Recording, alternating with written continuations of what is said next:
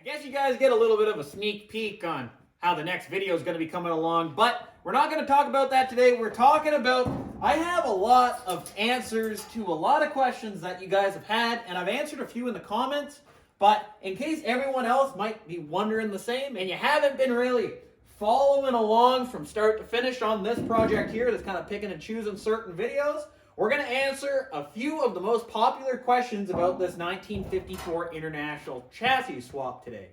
So let's get right down to business. Welcome to Ohio.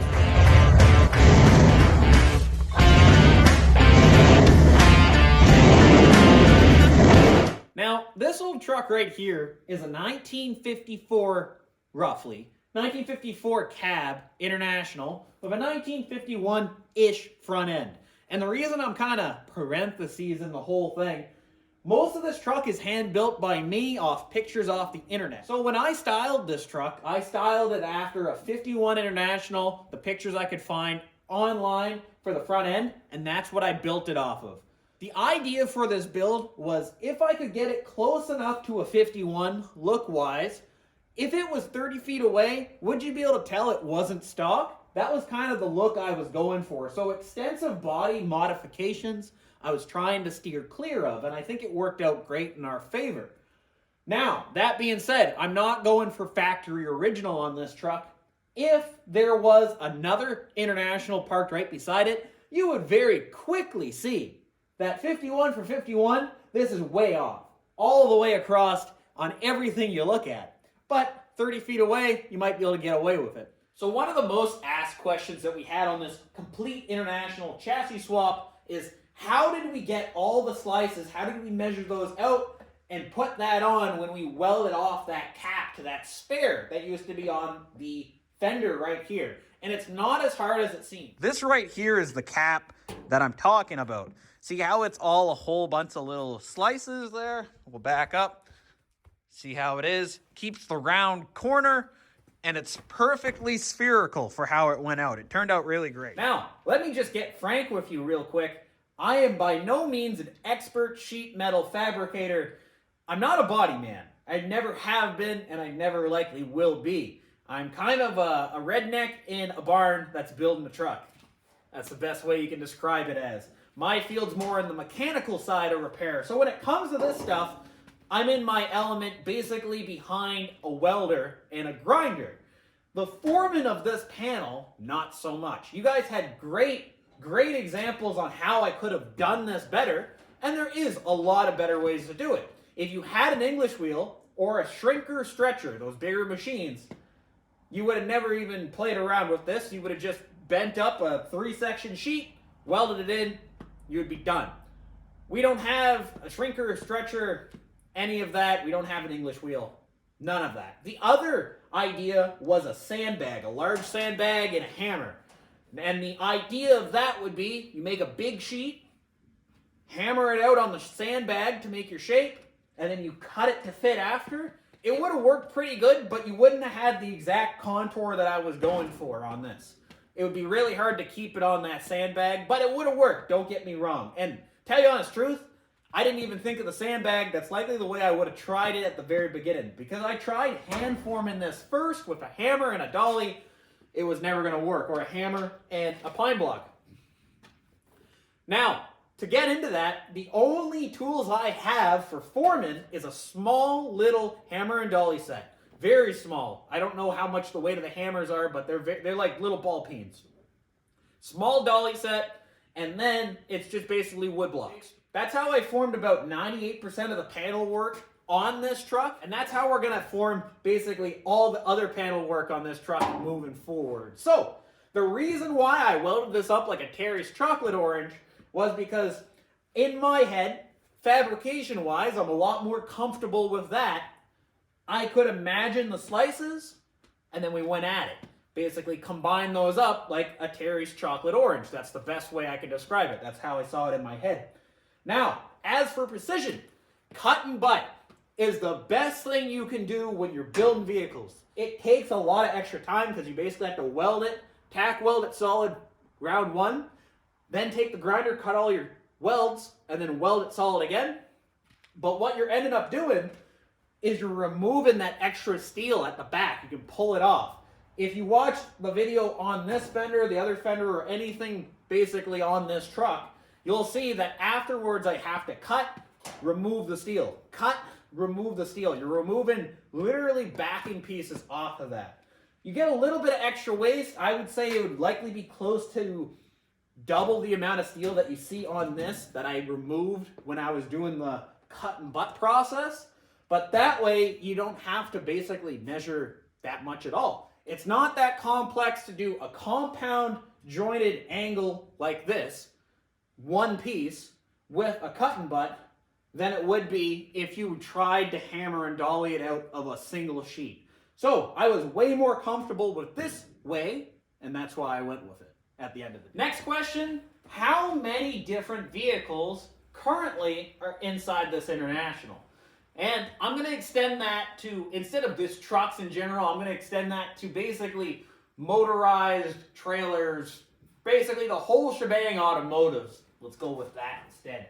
Now, fair reason, fair point.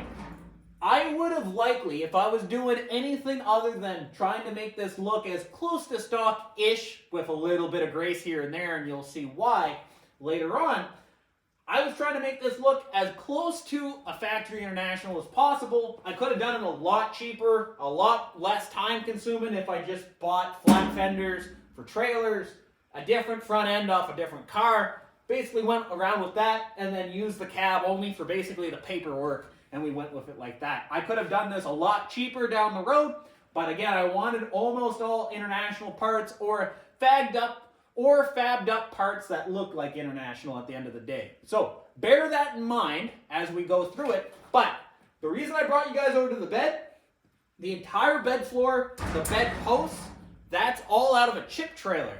So when I say chip, I mean peat moss, basically. We replaced a whole bunch of crosses down at the shop, and all of these ones were bent for the chip trailer all over the place. But for us, they worked out quite great. I think they're 14 feet long at the end of the day. So they're bowed by maybe 3 or 4 inches center line. But for us, if we're cutting them in segments, you're not even going to see any bow with the naked eye. And we basically took it out hammer and dolly as we went. So that's one part already, is basically the floor is a chip trailer. The trans tunnel, a piece of the firewall, the steering column, is all 2003 F-150. These brown panels, this one and the other side, are actually the 16.5 inches, I believe, that we did when we did the long bed to short bed conversion on this pickup truck right here. It was one of the first videos on the channel. We took those sides and retrofitted them into here. Saved money on steel. It worked out great. The front end, these right here are actually the doors, those greenish, grayish pieces where the headlight buckets are. Those are the doors from the 2003 F-150, hammered and dollied and turned and everything like that to make the light caps at the end. The actual headlight bezel pieces in there, the buckets, I believe they're to a 51 International because they came with the truck. They were in the fiberglass Bondo rust front end when we had it. But I'm not 100% sure. They're close enough for me to work with, but I'm not sure. Another comment that we get a lot of the time is, because I didn't make it a secret that this guy is four-wheel drive, a lot of people want to know, is it actually all-wheel drive, part-time four-wheel drive, full-time four-wheel drive? What's the deal? What's going on with the drivetrain on this? This is stock 2003 F-150 drivetrain. So it has a 5.4 Triton. I believe it's a 4R70W transmission, I think. Transfer case, not exactly sure, but it's a part-time chain drive aluminum cased transfer case. And then that runs to the solid rear end. It's an 8.8 disc on this truck.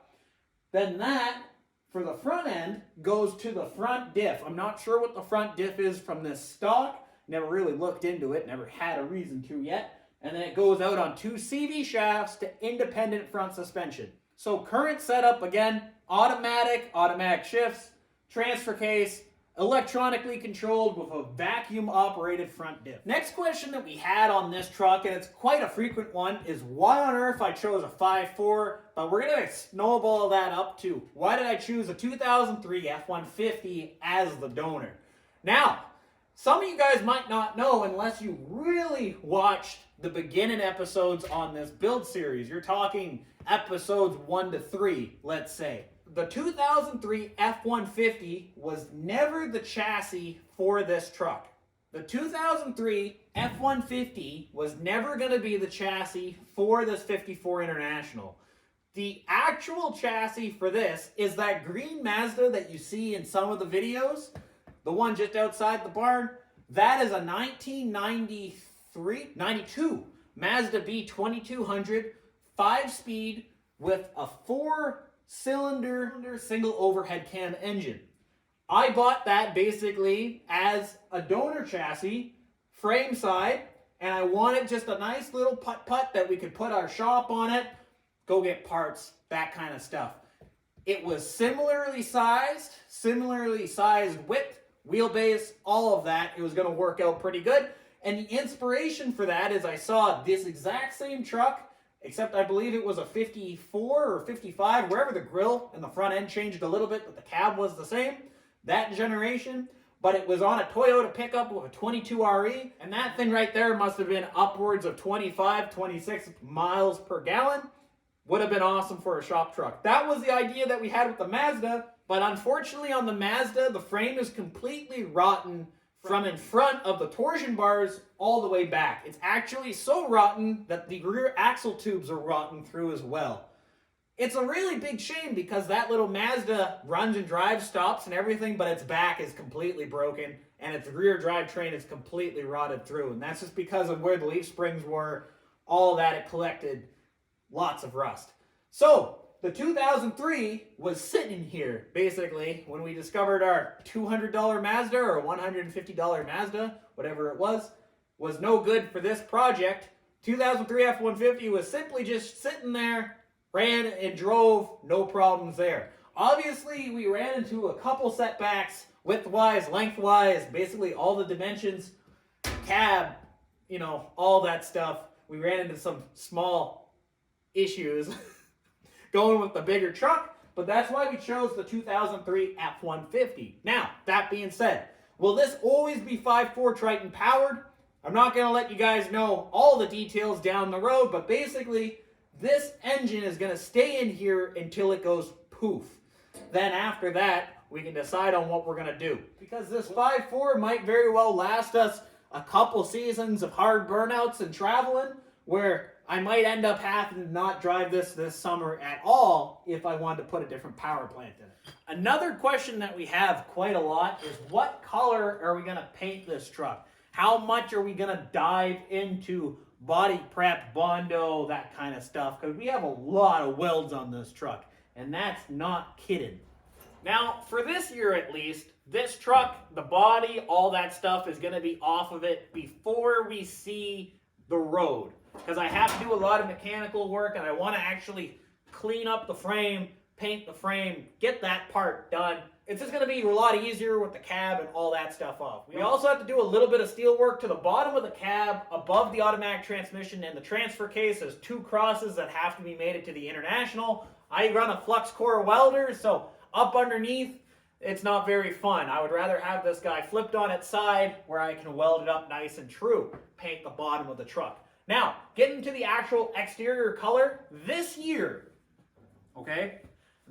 specifically, we are going to, when this all is blown apart, this year is basically just boiled linseed oil, that kind of stuff, adding a little bit of shine, and it will be painted underneath, black underneath the fenders, that kind of stuff. The actual skin on it will just be a rust, boiled linseed oil type look, because if we need to do any modifications throughout the first summer that it's out, I'll be able to without even batting an eye, because nothing's painted. I won't have to worry about it.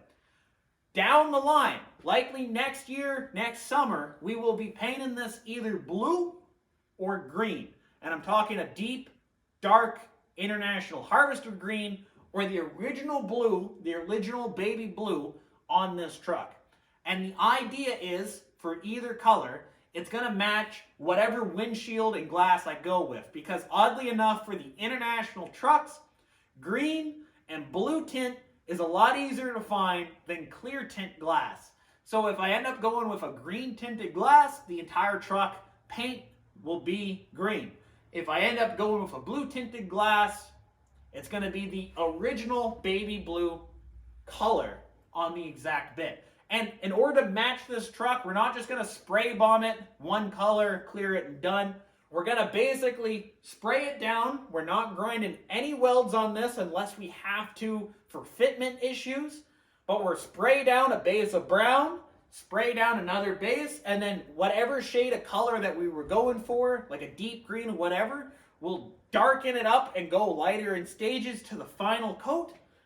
Let it all cure and then sand through those coats to add a fake patina. Almost like what you see on the cab, except it won't be rust, it will just be paint, basically. So the browns will be paint. After that, we're going to clear the entire truck. That's the end goal plan, but for this year, it is literally just going to be boiled linseed oil. It gives us a lot of modification down the line and a lot of ease of use. We won't have to blend paint, none of that. So that's what we're going with for this year. So the next question regarding the engine, what 5.4 is it? This is a 5.42 valve. To the best of my knowledge, the 5.42 valve was offered in 97, year 97 in the F-150 and select few.